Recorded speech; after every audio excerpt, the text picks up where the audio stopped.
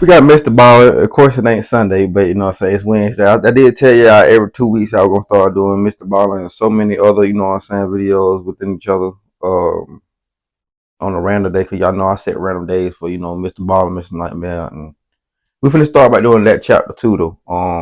Some of them people videos has gotten expeditions long. You feel me? So no diddy. But you know what I'm saying, let's go ahead and get into this video. I hope y'all having a beautiful Wednesday.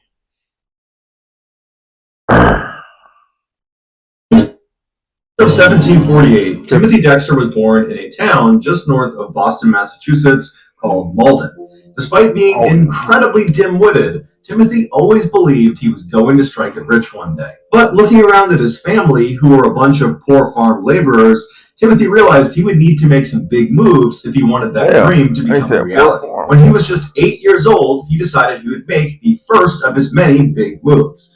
This move was to drop out of second grade and go to work on a farm, and then on I wish I could. For years, he worked hard, earning more money than his family had ever made, but he knew this line of work was not going to make him rich. And not gonna lie, school ain't nothing but a waste of time. If if if we could do work and school at the same time while we in the second and third grade, everybody can be rich. All the kids can be rich if they can have a job. If they can have something like when you in the second or third grade, you start working like after school, some shit like that, or you feel me, working. We'll be rich. So when he was 19 years old, he decided it was time to make yet another big move. He sold his best suit and used the money to relocate farther north to another Massachusetts town called Newburyport. He believed with their booming economy, he was bound to make some additional money there. He was right, but his payday would not come from a higher paying job. When he arrived there, he met a lonely, wealthy widow named Elizabeth Frothingham and promptly married her, becoming rich overnight. After moving into her mansion and dubbing himself Lord Timothy Dexter, he suddenly felt lost. He had spent his entire life pursuing wealth, and now that he suddenly had it, he didn't know what to do with it. And so he looked around Newburyport at the other rich people and saw what they were doing, and he found that many of them held political positions. And so Timothy decided he would run for office too. But unfortunately, the voters caught on to the fact that he was a second grade dropout who couldn't read or write or think critically, so he didn't win the election. But instead of accepting his defeat, Timothy began petitioning the town to let him have his political office anyways. And the town said, no, that's not how democracy works. But Timothy didn't really understand, and he just continued to send these carefully outlined petitions explaining exactly why they needed to appoint him. The town had to bring in experts that were able to decipher what he wrote, because Timothy was deeply illiterate, and his petitions were so riddled with spelling mistakes. Bitch ass nigga, I only failed the second grade because I was bad as fuck. Nigga, I wasn't dumb, nigga. I only did that because of, you know what I'm saying? I was bad than a motherfucker. I ain't going to lie to you. I come to school 1 week and get suspended for the whole week. And then come back to school, last about 2-3 days. Then get suspended back again. I used to get suspended like a motherfucker. Confusing that at first glance it looked like it was written in a foreign language. After they deciphered them, they would immediately deny them. But Timothy just continued to send them.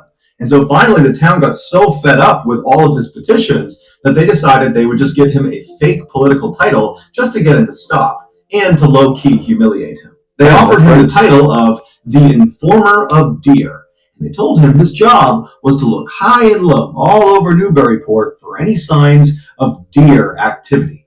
And the joke was, in Newburyport, there are no deer. But Timothy did not find this funny. He did not see the joke in it. He took it very seriously and believed his petitions had worked. And so he took his political title and with great enthusiasm, he got to work, spending all hours running all around the town, carefully documenting all deer activity, of which there was none. At the end of his term, Timothy felt like he had accomplished a lot as the Informer of Deer and was ready to move on from political office. And so he turned in his official Informer of Deer logbook to the town and told them they should. Y'all be surprised, like, yeah, they be saying like how gangs and all that dirty and messed up. The government it is too, bro. And the whole all that shit is toxic. Like if y'all would go in the inside and work, y'all would know.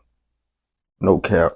Y'all gotta watch some documentaries. And pass it along to I'm the not gonna next explain it, but informer of Deer to get them up to speed. that Unfortunately, when the is- town opened that logbook, they found it contained only crude pictures of deer and then illiterate ramblings about deer that were so difficult to decipher that even the experts weren't able to do it. And so the logbook was thrown away, and the informer of Deer position was never filled again. Shortly after the American Revolutionary War broke out between the colonies in America and Great Britain, America began printing their own money to pay for their troops. But this money, called the Continental Dollar, it wasn't backed by silver or gold. It was just backed on the promise of future value if America won the war. That, combined with overprinting this money, led to rampant inflation, and very quickly the Continental Dollar was worthless. Some of the wealthy folk in Newburyport decided they would do the troops who were now destitute because they held all of this worthless currency.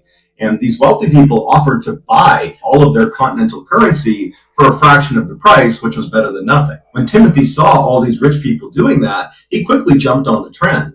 But he didn't view this as doing a favor for these troops that needed the money. He viewed this as a great investment opportunity. He believed America was going to win this war. When I get rich, I'm investing. Going to have lots of value. And so he invested all of his savings into buying back the Continental Dollar. When word spread that Timothy had made this terrible investment, because at the time, nobody was predicting this currency would have any worth, really even if America won the war. When they found out that Timothy had made this ridiculous investment, his peers, the other wealthy folk in Newburyport, they were thrilled. They were so annoyed by Timothy, and they didn't like the fact that he was kind of on their level because he had some money. And so they were excited to see him go bankrupt. But sure enough, at the end of the American Revolution, when America won the war, Congress made good and backed the currency, making Timothy one of the richest people in America overnight. Right away, Timothy used his second big windfall of cash to purchase the most luxurious mansion in the richest neighborhood in all of Newburyport. But beyond that purchase, he didn't really know what to do with all of this money. It was very overwhelming. And so after several weeks of deep introspection where he tried to figure out, who he was now and what he wanted to be, he had a plan. He just needed the platform. See how easy it is, y'all? Yeah, see how easy it is. Suddenly became clear to him. He needed to construct 40 wooden statues of random famous men on his front lawn. These statues included George Washington, Napoleon Bonaparte, Thomas Jefferson, and of course himself. The inscription under his statue read, "The first in the East, the first in the West, and the greatest philosopher in the Western world." After a sculptor was done, Timothy went out to inspect all 40 statues, and he discovered what he believed to be a huge discrepancy. I thought he couldn't read, though. Underneath Thomas Jefferson's row. Help! What are the best ways to build my credit in 2023? This is where to start. So, bad credit can stop you from getting...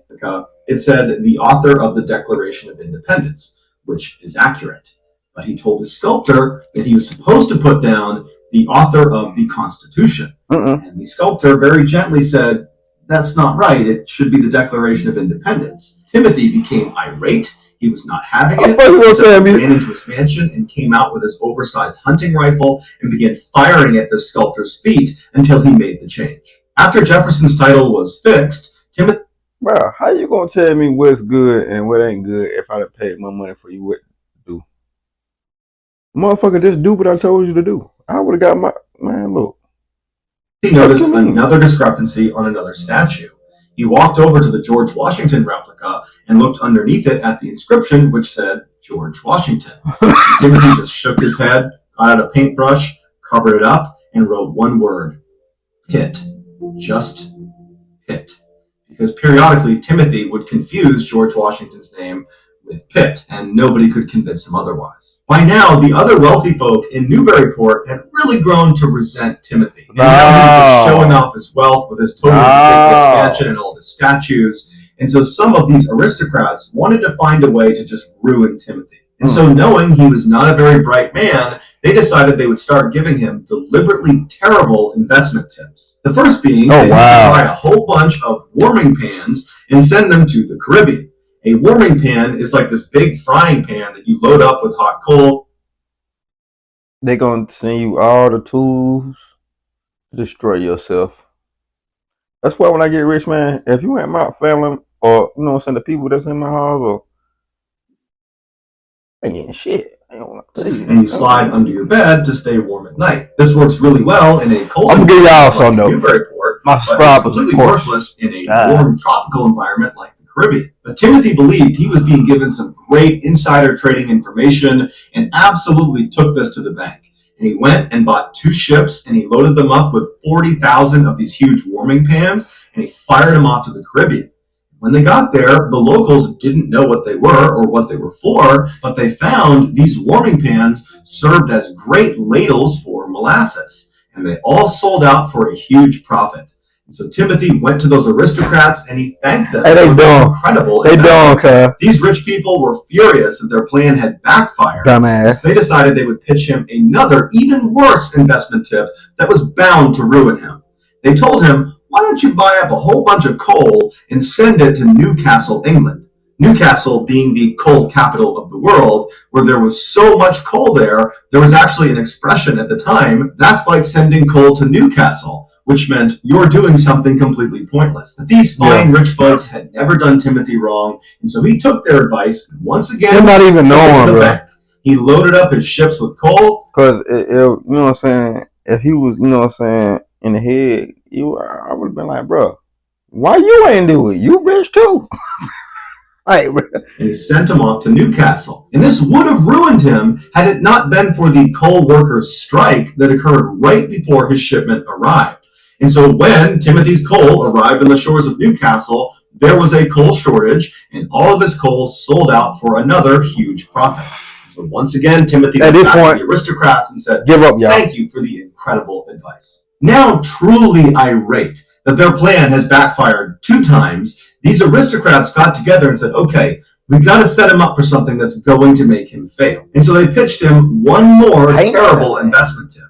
This was, hey, Timothy, why don't you go buy all the whalebone you possibly can? Just hoard it, keep it in your house, because someday it's going to get really valuable. At the time, whalebone was extremely expensive and losing its value every single day. But again, Timothy thinks these people have never done me wrong. I'm going to do just that. They tried to. He went out and he collected thousands of pounds of these rotting whale bones and made a huge stockpile in his basement. And shortly after he had built up this mountain of bone, over in France, it became fashionable for men to wear corsets. And wouldn't you know it, these corsets were made out of whale bone. And so once again, Timothy's investment completely paid off. And so he tipped his hat for a 3rd time to these rich folks that just keep making him more and more money. After these 3 devils making him rich.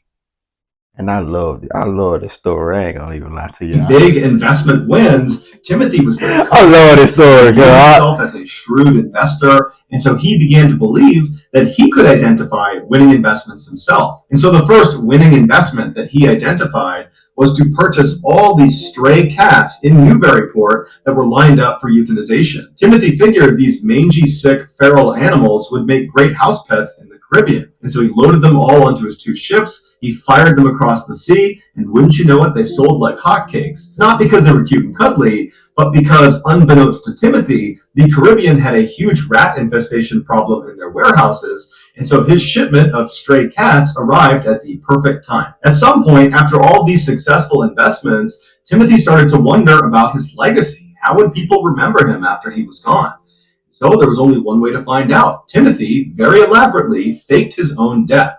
And as he hid, watching his funeral, he noticed his wife, Elizabeth, wasn't as sad as he thought she should be over the death of her husband. And so he leapt out in front of the thousands of people that were there, and he began beating his wife with his cane. Damn! Timothy decided he didn't really like his wife anymore, and so he decided he would just tell people she was dead, even though she was not dead. And so when people came to Timothy's mansion and they saw his wife walking around, clearly alive, Timothy would tell them, oh, she's a ghost. And because at this point Timothy was so wealthy and so influential, people just kind of accepted this and began viewing Elizabeth as a ghost. Before Timothy's actual death, he penned an autobiography called A Pickle for the Knowing Ones, a title that to this day people still don't really understand. Inside the book were 24 pages of completely illiterate ramblings with absolutely zero punctuation. The book was so terrible that it actually sold out very quickly because people thought it was funny to buy this book. After people criticized Timothy for not using any punctuation, Timothy printed a second edition where at the very end he included a single page with 13 lines of just random punctuation marks with a note at the bottom that said, "Go ahead and sprinkle these in as you see fit." In 1806, just a few years after publishing his book, Lord Timothy Dexter, the informer of deer, quietly passed away, this time for real. So that's going to do it, guys. If you found the secret in today's video, this story should tell y'all, no matter what anybody say, don't listen to outsiders. Don't listen to people that are always in your ear. In this case, yeah, because everything he did was right. I mean, they told him to do something trying to mess him up, mess his image up, or mess his money up. And not even knowing that the whole time these people need this stuff anyway. And it's just the right time, which is much more crazier. I love this story, not gonna lie to you. And I'm glad they didn't want no horror story. I ain't gonna lie to you. We needed a little peace offering over here. Now, the next video I'm gonna do, I don't know if it's gonna be no peace offering over there, but let's go ahead and get into it, man. See you when I see y'all. That's right.